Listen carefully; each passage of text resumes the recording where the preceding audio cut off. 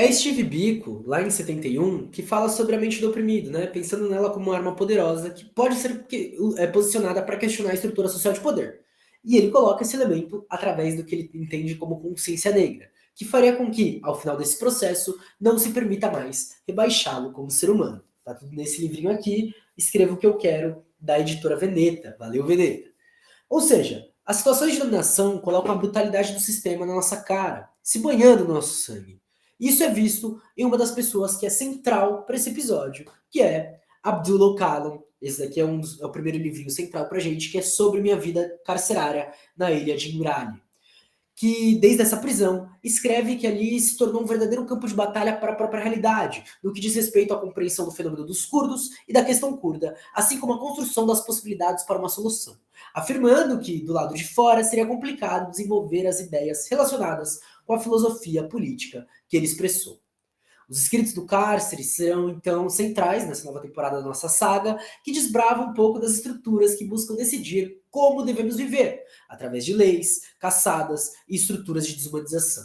Mas, como diz Marighella, nosso outro personagem muito importante, Carlos Marighella em Se For Preso Camarada, mesmo algemados e nos cárceres da reação, somos mais fortes e poderosos do que eles, porque representamos o socialismo que nasce contra o capitalismo que morre.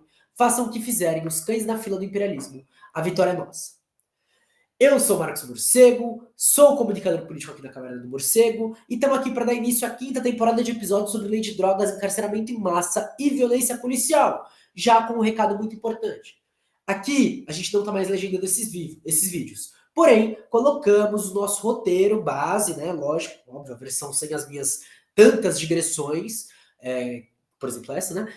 Mas ele está publicado lá no site da Clio Operária, nossa revistinha, que tem muita gente foda, tem vários textos bons, tá aí na descrição o link para vocês acessarem, beleza? Passados nossos debates sobre violência policial, nas primeiras temporadas e nas mais recentes sobre a lei de drogas, começaremos a abordar as questões das prisões, com a ideia de mostrar também uma pluralidade de elementos ao falar sobre a questão do encarceramento. Visitaremos escritos que trazem perspectivas diferentes e também elementos que se conectam. Tanto para fugir de um debate puramente teórico, mas também para demonstrar a validade desse campo como base para diversas lutas. E, sempre que possível, trazendo uma indicação de evento, uma galera para acompanhar, enfim, porque são coisas que a gente vai rolando, né, aqui nesse processo que a gente tem feito desde as últimas temporadas. Sou comunicador político aqui na Caverna do Morcego, né, um projeto que atravessou minha vida tanto enquanto militância, quanto em trampo, quanto no próprio trampo com as editoras, como é o caso da Terra 100 Anos. Salve, salve, Terra 100 Anos! Vocês podem comprar esses dois livros e, de bobeira, adquirir outro deles muito bom. Por uma implosão da Sociologia, que esse é o meu livro, tá? Entendeu? Olha que show, olha que legal. Você compra esses que a gente vai falar e mais uns. Além desse quadro, a gente também tem no nosso canal um projeto de leitura e discussão, que teve 2 vídeos novos essa semana sobre um livro novo, que ele tá lá embaixo, que é o Redes e Ruas, um livro pelo Paulo Gerbaldo, da Autonomia Literária. E são vídeos semanais, né? 2 vídeos semanais, e o PDF está disponível para vocês. E a gente também tem o nosso podcast, Caverna do Morcego, que está disponível em quase todos os aplicativos que dá para ouvir essas coisas. Não se esqueçam de curtir, comentar, compartilhar, seguir nas redes sociais, @morcego _marcos _ lá no nosso Instagram e marcosmorcego.bsky.social no nosso Blue Sky. Agora os agradecimentos. Agradecer a Autonomia Literária, que a gente tem o cupom #Morcego da Autonomia rolando, que garante 20% de desconto em todos os produtos do site. E a Clio Operária, nossa revista maravilhosa, né? Que eu tenho essa oportunidade de produzir artigo, sou editor, enfim, tem uma equipe muito foda. E agora com esses roteiros sendo publicados aqui. Muito foda, né? Editora Terra 100 Anos, novamente, agradecer vocês, né? Já que esses 2 livros que a gente está trazendo aqui, eles foram publicados por vocês, né? Demonstrando aí a importância desse trabalho de vocês. Muito obrigado mesmo. O link para o site da Editora Terra 100 Anos também está na descrição, beleza? E se curtir nosso projeto, está em condições, pode fortalecer a gente também financeiramente, seja pelo nosso apoio coletivo, apoia.se/Caverna-Morcego, ou pelo Pix, podcastmorcego.gmail.com, que também é nosso e-mail para contato. Nos primeiros momentos, se recusou a contar sobre como sobreviver ao isolamento que o sistema projetou especialmente para ele. Abdullah, finalmente, nesse livro, traz um pouco do que foram as práticas desenvolvidas contra essa absoluta solidão e inatividade. Se, como ouviu de um ancião em sua infância, o autor era tão vivaz quanto o mercúrio é fluido, agora ele se sentia castigado. Estava preso. No momento de escrita desse texto, já faziam 12 anos de confinamento solitária. 21, quando esse livro foi traduzido para o inglês. Agora, e eu não fiz as contas, sabe-se lá quantos. Uma prisão em que o clima é ao mesmo tempo úmido e também severo, que faz com que a sua estrutura se deteriore fisicamente. Acrescenta-se este isolamento, estar em uma sala fechada. Podendo ter um livro, um jornal ou até uma revista, mas uma coisa de cada vez, e podendo ouvir uma mesma rádio, diz ele, todo o meu universo de comunicação consistia em visitas de meia hora do meu irmão a cada poucos meses e minhas visitas semanais dos advogados. Desde o processo que gerou sua prisão, a tortura havia começado. Primeiro sentenciado à morte, depois a prisão perpétua. Era o líder nacional curdo, tendo se transformado, ou sendo transformado, na própria síntese de milhões de pessoas que estavam se mobilizando. Então, para além do isolamento, ele sentia que sua produção com o povo em libertação havia sido interrompida no meio do caminho, dependendo de uma vida em liberdade. Sua liberdade e a liberdade dos próprios campos sociais eram privadas. E ali que, no sentido social, para ele, começa o encarceramento. Porém, algo muda, algo se transforma, algo que é inclusive esse resgate da própria luta que ele tinha para se manter vivo, né? E para isso, vou agora numa grande frase dele. Para que eu desejasse uma vida livre, a sociedade a qual eu estava conectado precisaria ser livre. Ou, mais precisamente, a libertação individual não poderia acontecer assim à sociedade. No sentido sociológico, a liberdade do indivíduo se correlaciona plenamente com o nível de liberdade da sociedade. Aplicando esta hipótese ao povo curdo, foi a primeira percepção de que a vida dos curdos não era diferente de uma masmorra escura e sem paredes ao seu redor. Não apresenta essa análise como artifício literário. Essa é a verdade absoluta da realidade vivida.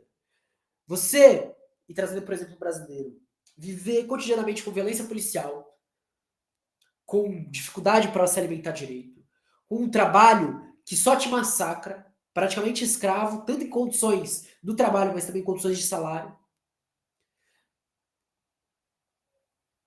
É isso que ele está comparando. Ele está falando, a gente está preso, são situações diferentes de prisão, mas ainda é prisão. A sociedade capitalista, a democracia burguesa liberal é uma prisão. Um dos grandes espaços da contradição da cidade capitalista engolia mais uma pessoa que luta por liberdade. Apesar de uma punição individual, é um monstro que se desenvolve como instrumento de opressão, conectando as forças policiais, o sistema de leis, mas também se tornando um complexo industrial, que é algo que a gente vai pautar mais para frente. Rosa Luxemburgo dizia que quem não se move não sente as amarras que te prendem. O encarceramento talvez seja um dos momentos em que essas amarras mais nos apertam, mais nos espremem. Se, segundo Abdullah, a prisão se relacionava diretamente com as condições do próprio povo, aqui não se torna diferente, né? E aí eu vou olhar um pouco para o movimento de tomadas socioterritoriais, que é o caso do MST, observando na legenda de uma foto de Sebastião Salgado o seguinte, mas também relacionando um pouco com o Mark Fisher e com o realismo capitalista, tá? Ante a inexistência, ou melhor, com o último que saiu dele, né? Com o desejo pós-capitalista. Ante a inexistência de reação por parte do pequeno exército do latifúndio, os homens de vanguarda arrebentam o cadeado e a porteira se escancara. Entram, atrás, o rio dos camponeses que se põe novamente em movimento. Foices, enxadas e bandeiras se erguem na avalanche contida das esperanças desse reencontro com a vida. Ou seja, um processo prático, material, visível, sentível, se conecta também com o processo subjetivo. As esperanças se reencontram com a vida nesse momento em que arrebenta o cadeado. Quase como se uma libertação subjetiva, uma libertação prática viessem nesse mesmo momento, no momento de ocupação da Terra, no momento de tomada da Terra. Eu tô, óbvio, né? Aqui eu tô olhando o Abdullah olhando para sistema e eu olhando para contra-sistema. Só a superação desse estado condicionado das coisas, somente com o movimento, sentem-se essas amarras. Sai dessa transe mecânica da sociedade capitalista. É a consciência que aparecia lá em Bico, do Steve Biko, né? O livro que eu trouxe. Que ressurge na ação de diversos movimentos, mas também na opressão espalhada pelo sistema, coletivo e individualmente. A ruptura com o sistema aparece materialmente, mas também se rompe com determinados padrões culturais hegemônicos. Prepara o terreno para os aprendizados desdobrados das demais vivências. É quando busca tremer tanto as coisas que o muro não é mais lugar para ficar.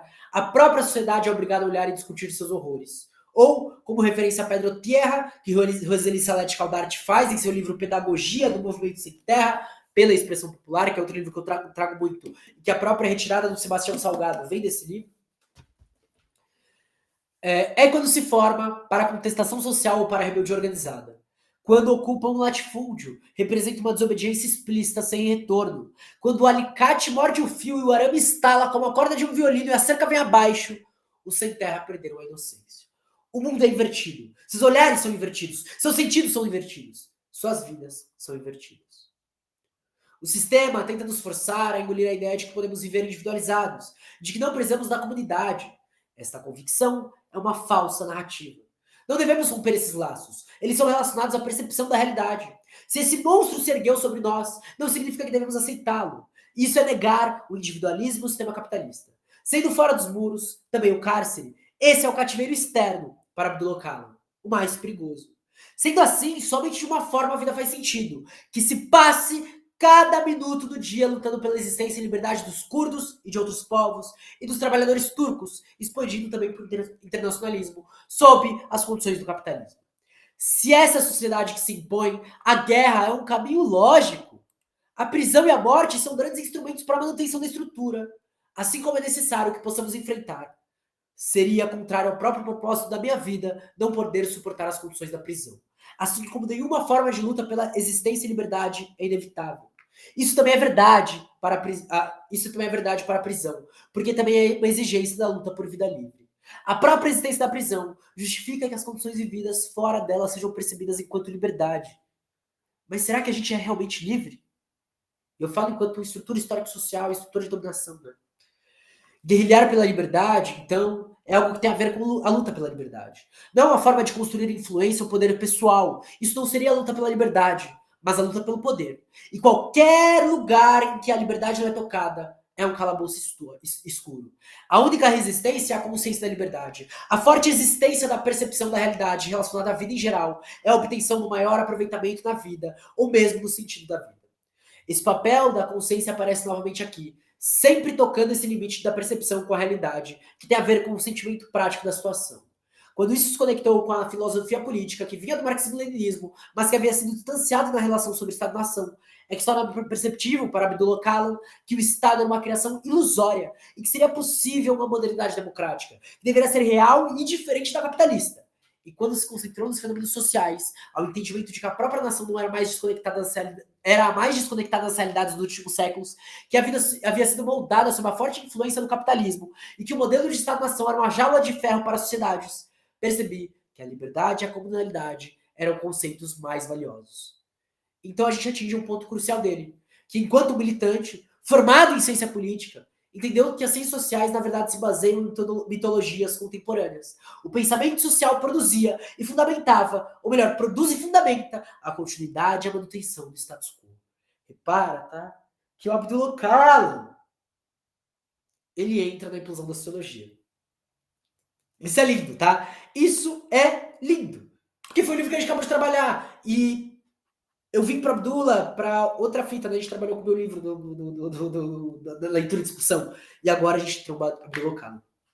Então, à medida que rasguei o dogma capitalista, comecei a conhecer a sociedade e a história com maior prazer, compreendendo mais a verdade.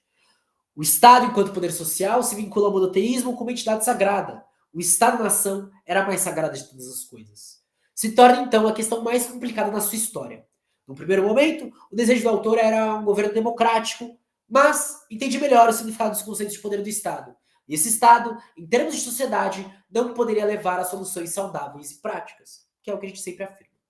É quando se aproxima e desenvolve os conceitos de modernidade democrática, nação democrática e autonomia democrática.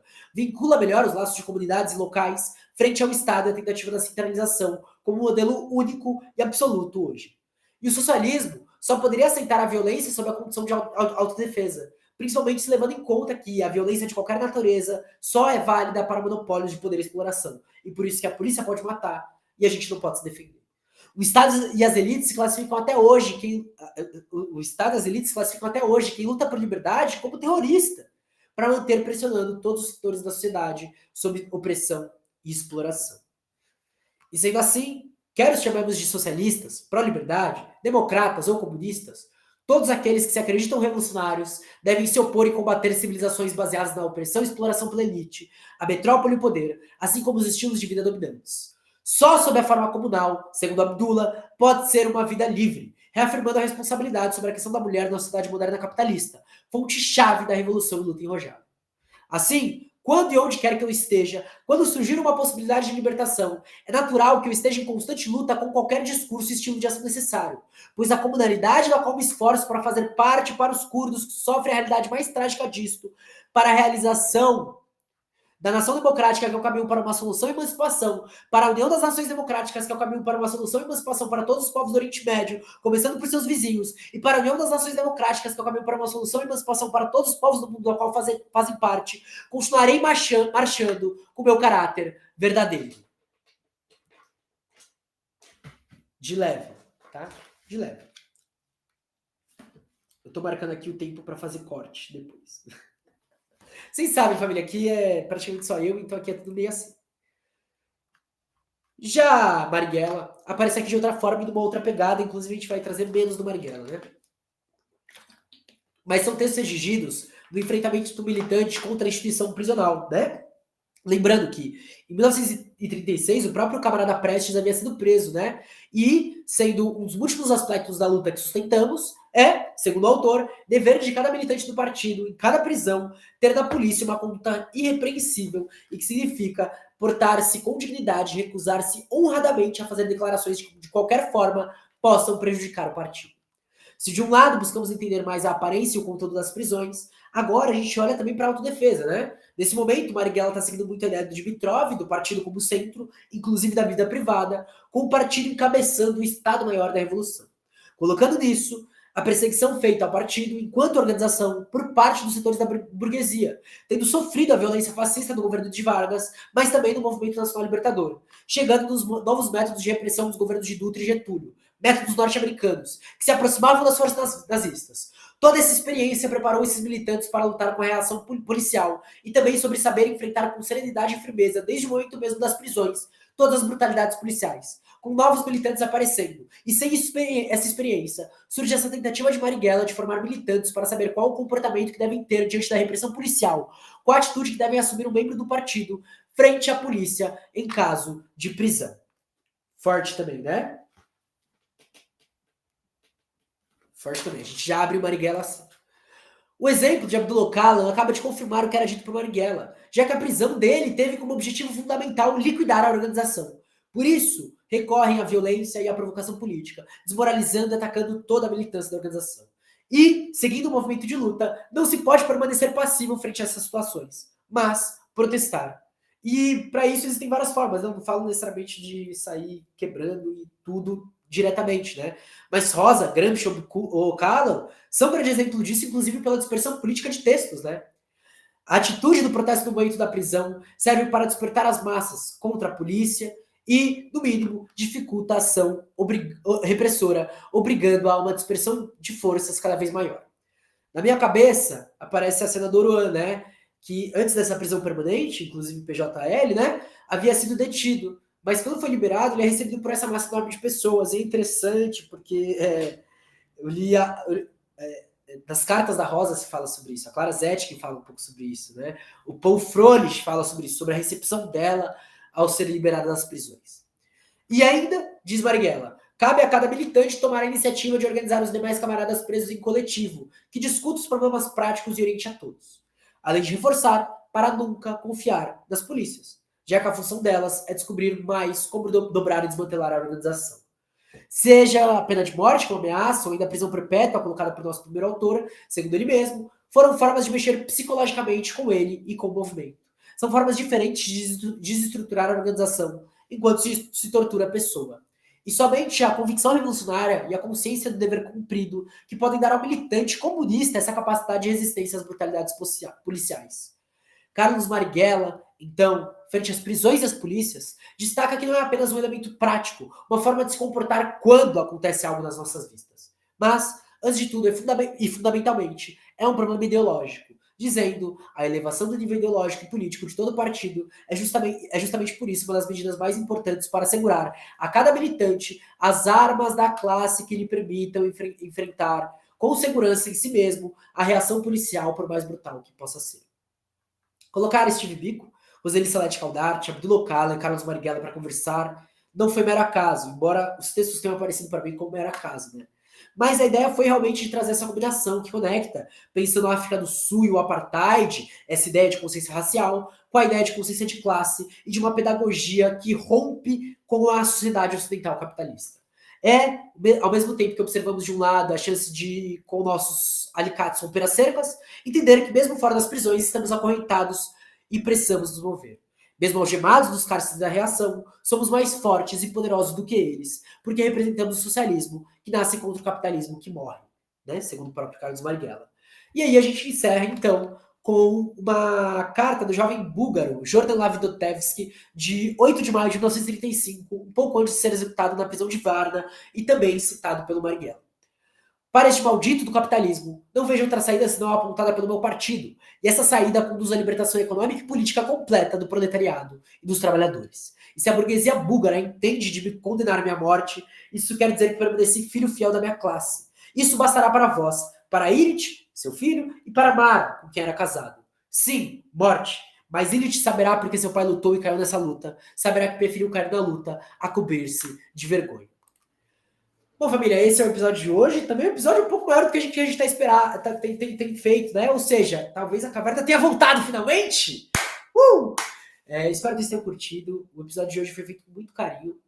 Me apressei para terminar ele, porque eu estava gostando dos sumos das coisas. Eu sei que são muitas ideias dispersas, né? Então, volto a falar, leiam esses autores. Mas agora, a gente está ditando o ritmo, então, do que a gente vai falar. Porque a gente vai trazer Angela Davis, Abdias Nascimento, Ruth Wilson Gilmore, Jack Wong. O bagulho vai ficar louco. Talvez esses episódios sejam colocados em outras baterias de temporada, né? Mas, porque tem muita coisa, velho. É muita coisa. Não dá pra colocar numa temporada só, senão a gente vai ficar 5 anos aqui só na temporada 5. Mas a gente vai ver o que vai fazendo, eu vou avisando vocês, tá bom? Lembrando, então, roteiro da Crime Operária, cupom de desconto Autonomia Literária. Não esquece de seguir, de curtir, comentar, compartilhar, seguir a gente, se inscrever aí no canal, apoiar a gente, mandar seu pix, fazer o apoio. É nóis, a gente se vê na próxima. Um grande beijo. Tchau!